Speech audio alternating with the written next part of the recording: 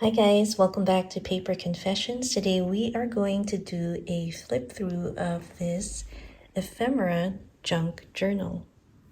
Hi guys, welcome back to Paper Confessions. I'm Karamia and welcome to my junk journal series for 2023. So last time I had shown you a wide variety of vintage paper ephemera. If you are new to junk journaling and are curious to see what that is, make sure to check out that video. I'll link it at the end. And if you are a journal lover and have your own collection of paper ephemera, I think you will enjoy it as well.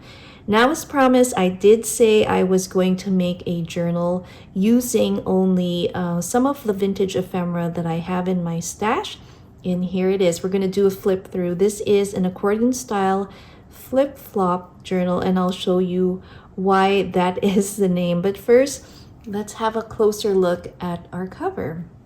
So for the base of the cover, I used an old green hanging file folder. It's nice and sturdy, so perfect to hold our signatures. This has two signatures. At the background here, this is a page from a magazine. We have a map, embossed, textured wallpaper, and then I have this pink receipt that I did some little ruffling fold there to create more texture on the cover. This is a cute little invitation card, and I love the colors. It kind of goes with our theme. So this is kind of going, it's 1960s, closer to the early 1970s colors. We have this beautiful image, and that's what I like about junk journaling. It's giving life to some things that may have been discarded or considered kind of obsolete or old, and putting them to use in this format. So for our closure, I have attached a little clip earring. It is missing one of the pearls, but I think it works out really well. We have some seam binding, and then we have some of this vintage little yellow and green floral trim. So I'm going to open it up and show you how this works. So it's clipped on. Now what I've done is I did not tape the photograph down, and the reason being is because I think it's so much fun to look at vintage ephemera and keeping some of the pieces, the integrity of the picture intact, so that people can have a reference and see when this photograph was taken, in this case October 1960. And then we have a little bit of interaction on our cover. We have a playing card here. This is a bridge playing card, so they can definitely write something here. Love the yellow playing card here. And underneath we have a map.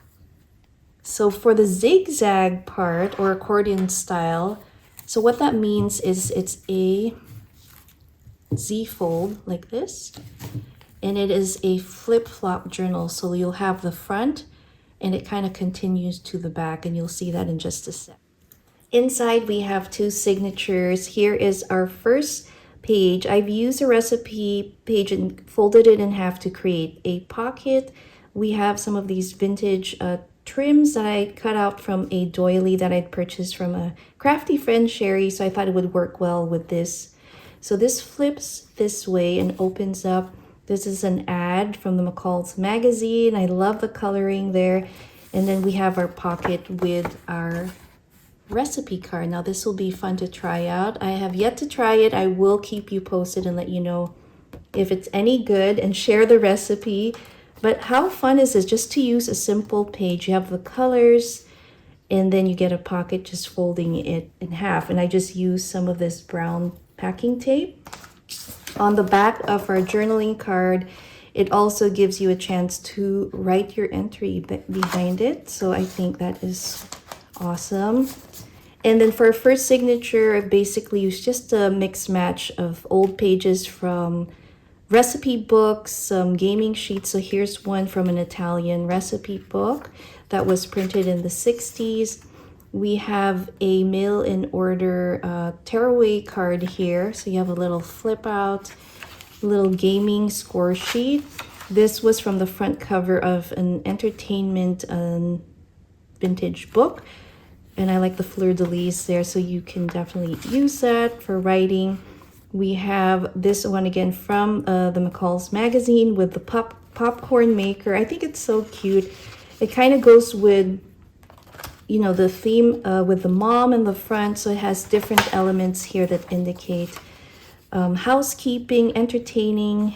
Then we have this one is from an old planner from the 70s, I think.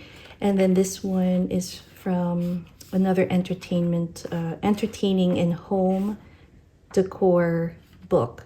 So I love the colors on that. We have an old card, and I attached a fabric covered button here. Love those colors. And then we have, this is a walnut roll cake.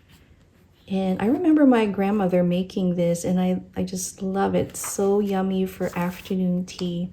We have a scrappy little paper pad here where you can, you have like little tearaways where you can write and collage on. Some more writing spaces here. This is our score sheet. And then I love this ad. So this was from the McCalls, and again, going with the mom and child theme, we have this ad for these adorable lunch boxes, and I love the illustration, super cute.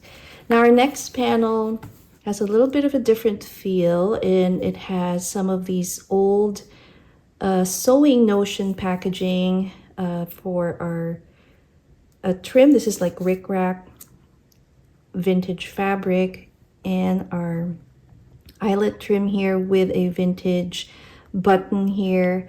I cut these out from a sewing book, and this is a little vintage notepad from Century 21. Now this is from old packaging as well, and I've created a pocket. So super fun. You can use and reuse these items that you have already at home. We have this vintage trim here, and then I had this in my ephemera pack stash and old stationery for writing. Also created another scrappy little notepad that I can just put some notes, make some lists, and just stapled it. And then we have our cute little spread here with the vintage looking washing machines. Look at how neatly the towels and the colors there are so vibrant and super cute. And then we have this adorable little page here from a baking recipe book. We have that cute butterfly. I love this. This is so nice. And we have this one on this other end. And then another one here with cream puffs. Little grid paper. This is a quilting magazine page. Little steno pad. And here's a cute little ad. And look at how much they were selling homes. I think this was in New Jersey. $25,900. It's a nice little ranch style home. Wow. Nowadays, the prices are obviously definitely different, but it was cool to add something that indicated the time and how much things cost. And that's what I like about looking at older magazines and just seeing what it was like to live then. We have this music sheet that you can write on, and then I just added some of the remnants from that packing to add texture and just color. Here's part of the other half of that house. Really cool. Little shoe ad, a little quilting piece. So I did call this journal a accordion style flip-flop journal, and you are about to see why. But here's that cream puff. That looks yummy. We have another recipe here. And look at that television with our vintage ledger here. And the rotary phone, oh my gosh. And our typewriter, super cool. So this is the back of our signature, and what I've done is added some vintage wallpaper. It has some texture and it almost feels like it was painted on, but I really like that. And what I've done is added some of this vintage ephemera. We have letter, and then we have some of this playing card and a little note card to use. And there is a letter in here. So you can see that's the green folder that I used as a base. So here's where the flip-flop comes up. It opens up and continues. And so you have another journaling spot here. You can create a photo. This is your photo mat. That's a background. And I've attached a vintage card here, floral card, where I can write my entry. We have a little pocket here with our Knott's Berry little playing card. And looking at the photograph in the front here, I thought maybe they were at Knott's Berry. So I thought that would be cute to add in here. So again, the flip-flop returns to our front, and so you can use it.